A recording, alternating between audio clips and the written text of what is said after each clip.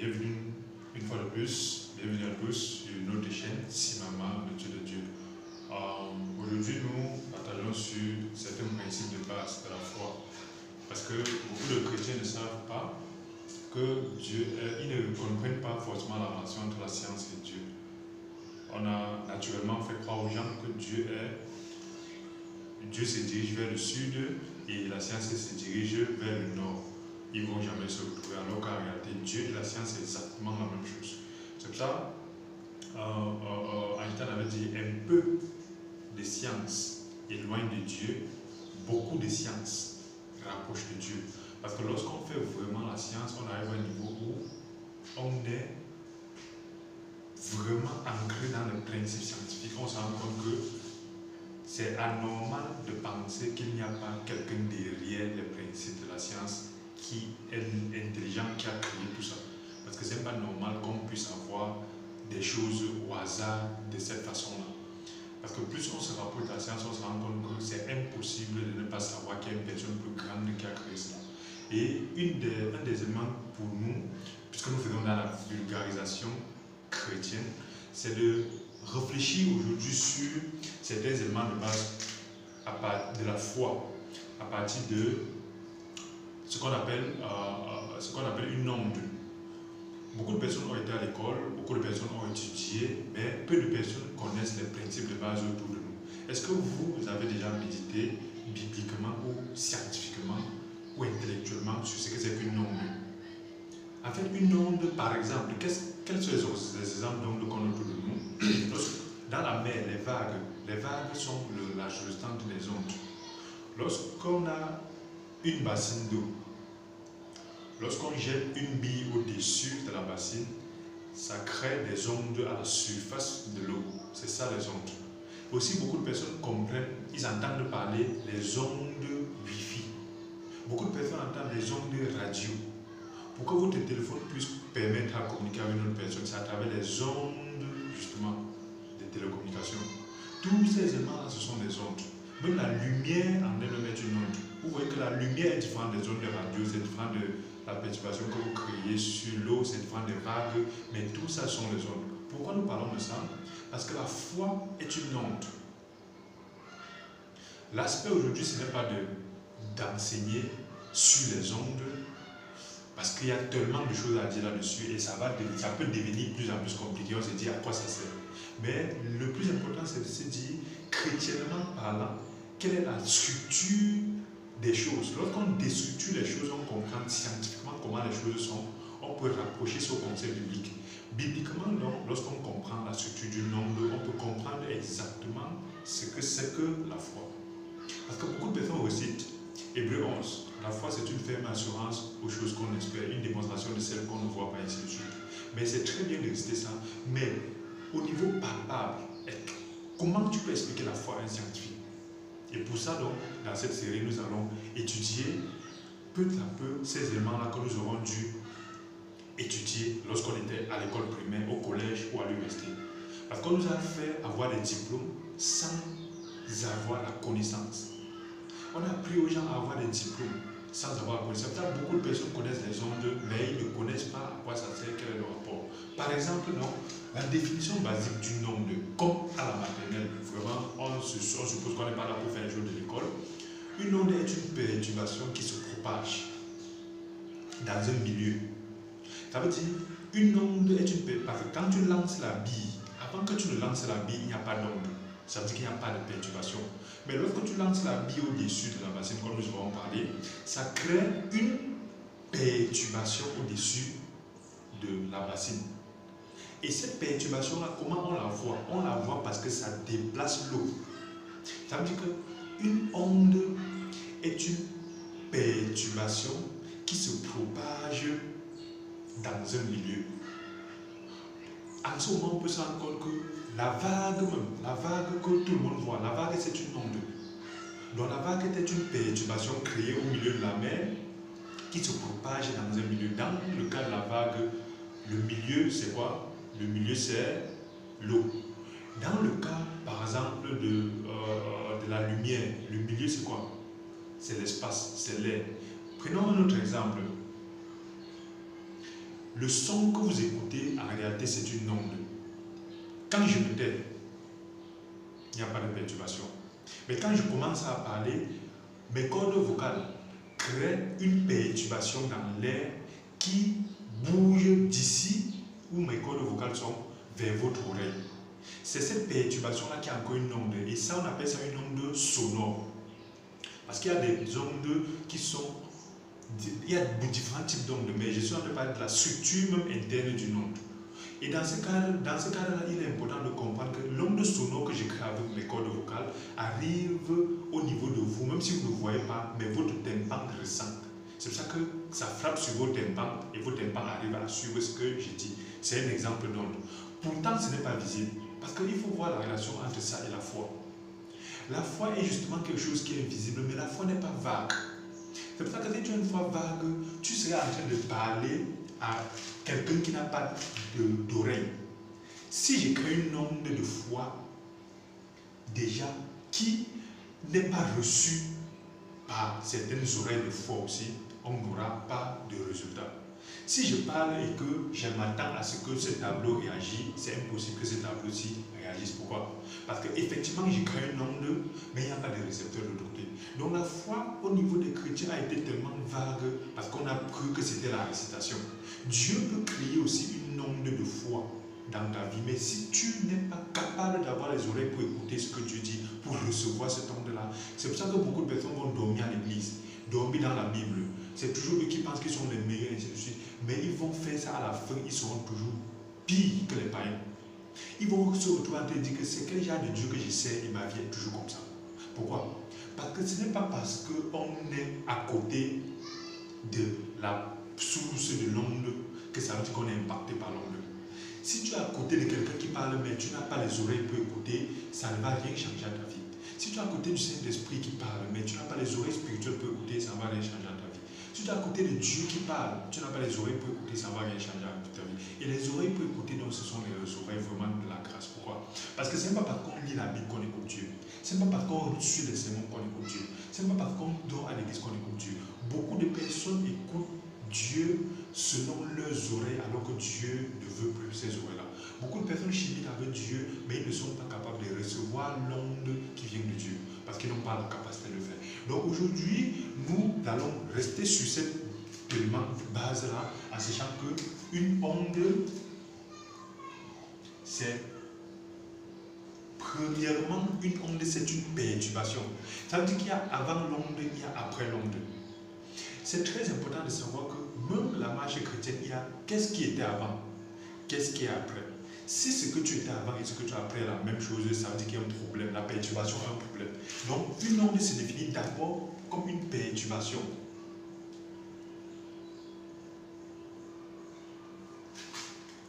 C'est très important de ne pas avancer sans vraiment déstructurer, sans vraiment décortiquer, comme dit souvent le frère Guy, ces éléments-là. Lorsqu'on ne comprend pas la source d'une onde, on va toujours passer à côté. Parce que lorsqu'on ne connaît pas la source d'une onde, par exemple, dans cette série, nous allons voir par exemple les ondes Wi-Fi, qui sont un type d'onde radio, il y a une fréquence définie entre 2 GHz et 5 GHz, les ondes de Wi-Fi. Donc ce sont des ondes avec des fréquences spécifiques. Nous allons voir ça. Mais il est important de savoir que même s'il y a des ondes radio autour de toi, s'il n'y a pas un émetteur Wi-Fi, tu ne vas pas recevoir le Wi-Fi. Ça veut dire que si autour de toi, il n'y a pas un émetteur spécifique à un type d'onde, tu t'assois, tu attends ces ondes-là, tu ne vas pas recevoir. La foi, à un moment donné, a une perturbation. Qu'est-ce qui crée la foi? Si tu ne vois pas ce qui crée la foi en toi, tu veux t'asseoir, avoir la foi sans problème. La foi ne tombe pas du ciel. La foi, comme toute onde, a une source. Donc la perturbation, c'est encore ce qu'on peut appeler la source. Lorsque tu laisses la bille au-dessus de la bassine, lorsque ça tombe sur l'eau, ça crée une perturbation. La source de ces ondes-là, c'est justement la bille dans ce cas-ci. C'est la bille dans ce cas-ci. Donc, la foi a une source, une origine ou une perturbation. Ça peut être une perturbation dans ta vie qui crée la foi. Ça peut être une perturbation spirituelle qui crée la foi. Ça peut être une perturbation du Saint-Esprit qui crée la foi. Mais la foi vague n'existe pas. La foi a une perturbation. La foi a une source. Deuxième chose, comme tout onde a une source, deuxième chose, il faut comprendre que toute onde a un milieu de propagation. Toute onde a un milieu de propagation. Pourquoi? Parce que lorsqu'on laisse la bille au-dessus de l'eau, pour voir les effets de l'onde créée, c'est sur l'eau qu'on voit. Quelqu'un ne peut pas laisser la bille au-dessus de l'eau. Au lieu de regarder sur l'eau ou dans l'eau pour voir ce que ça fait, tu es dans le ciel en train de chercher les manifestations de la perturbation. Non. Dieu souvent te crée des situations où c'est dans le milieu où tu es, dans la situation où tu es, dans l'entreprise que tu es, dans l'association où tu es, dans la famille où tu es. C'est là-bas qu'est le milieu où tu vas percevoir la puissance de l'onde que tu as créée. Mais tu fuis le milieu pour aller chercher Dieu ailleurs. Tu fuis le milieu pour aller chercher la foi ailleurs. Tu fuis le milieu pour aller chercher la spiritualité ailleurs. Si Dieu te met dans une famille de sorciers, de bandits, de mauvaises personnes, c'est le milieu dans lequel il va créer la perturbation pour propager son onde. C'est pour ça que c'est très important de rester où Dieu te met. Quand on regarde dans la vie des hommes de Dieu et dans la vie personnelle de tout le monde, parce que généralement, c'est même pas bien pour un chrétien de penser que ce n'est que l'ancienne vie qui donne. Il faut regarder dans ta vie aussi. Quand on regarde la vie, par exemple, des anciennes personnes de Dieu, de David, David, d'Abraham, tous ces hommes de Dieu-là, on se rend compte que quand Dieu les a mis dans un milieu, il a créé la perturbation. Beaucoup ont cherché à fuir, mais on a vu que tôt ou tard, ils sont revenus dans le milieu. Donc, les ondes ont dans une perturbation qui est la source, les ondes ont dans le milieu. La foi a un milieu. Si Dieu te donne une situation qui va permettre que tu aies la foi pour sauver ta famille, si tu sors de là pour aller utiliser la foi là pour sauver ton entreprise, ça ne va pas marcher. Si Dieu te met dans un milieu où il y a une personne autour de toi, ou deux personnes, ou trois personnes, que tu vas utiliser la foi pour les sauver, si tu les laisses en se faisant, non, les gens sont méchants, ils ne sont pas chrétiens, ils sont païens, ils ne sont pas nés de nouveau, ils sont chrétiens mais ils sont méchants, ainsi de suite. Si tu laisses ça pour aller ailleurs, exercer ta foi, toute cette foi-là, c'est le travail vain. Pourquoi? Parce que toute onde créée par Dieu, comme toute onde scientifique, a une source, effectivement, mais ça aussi le milieu. Le milieu, c'est l'endroit où se matérialise, où se perçoit. C'est le lieu de matérialisation,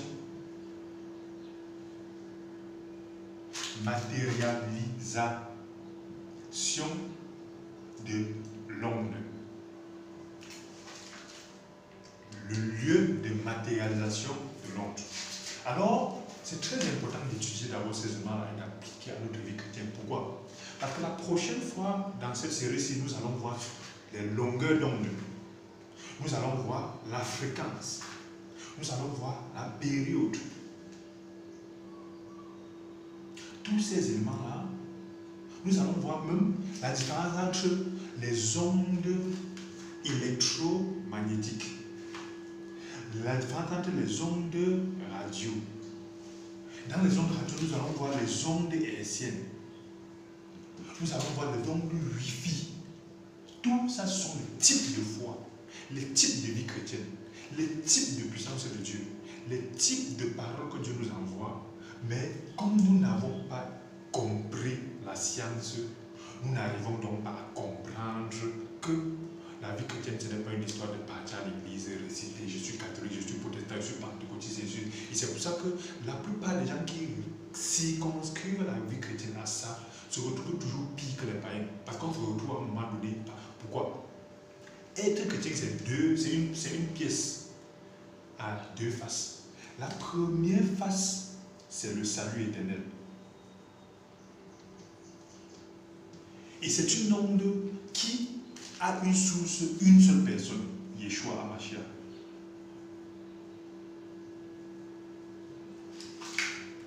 Qu'on peut appeler Jésus-Christ. Le salut éternel, c'est une seule personne qui le fait. C'est Jésus-Christ. La deuxième pièce, la deuxième face de la pièce du christianisme que beaucoup de personnes ont oublié, c'est la vie chrétienne ou la vie spirituelle. Nous pouvons appeler ça la vie spirituelle. La vie spirituelle ici, c'est différent de respecter la loi, c'est différent. Ce n'est pas montrer aux gens que tu es plus blanc que les autres. Non. La vie spirituelle, c'est la capacité que tu as d'être impacté par le travail de Dieu et ça crée le changement à toi de telle sorte que tu n'as pas besoin de parler pour qu'on voie. Tu n'as pas besoin de faire le bien pour qu'on voie. Ce n'est plus une histoire c'est une vie où chaque jour on peut voir que voilà comment il est en train de changer, voilà comment il est meilleur. Ce n'est pas que tu es devenu le plus bon de la terre. Ce n'est pas que tu es devenu le plus pur de la terre. Ce n'est pas que tu montres que tu es plus blanc que les autres, tu ne pètes pas, tu ne chies pas. Non, c'est qu'on peut voir comment un jour, un pas à la fois, la vie que Jésus-Christ a donné se matérialise. De plus, on peut voir qu'il a changé. Il est en train de changer. Il est devenu meilleur. Il est devenu source de bénédiction parce qu'il est devenu un petit Jésus, un petit Dieu. Et ça ne s'apprend pas à l'église et ce n'est pas en montrant des choses aux gens. C'est une vie qui commence à l'intérieur. Et tant que ce n'est pas réglé à l'intérieur, même si tu montres l'extérieur n'importe comment, tu vas être comme le dit Matthieu 23, le tombeau blanchi. C'est pour ça que beaucoup de chrétiens essaient de montrer à l'extérieur ce qu'ils ont à l'intérieur. C'est mieux qu'à l'extérieur, tu puisses être peut-être imparfait.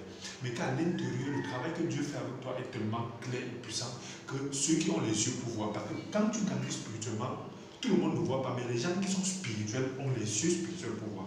Donc, la vie spirituelle, donc, se base sur les principes. Et ce sont ces principes-là qu'on n'enseigne pas à l'église. Ce sont ces principes-là que les chrétiens ont mis de côté et ils sont donc devenus la raclure du monde. Et ils disent que c'est comme ça que Dieu les a créés. Non.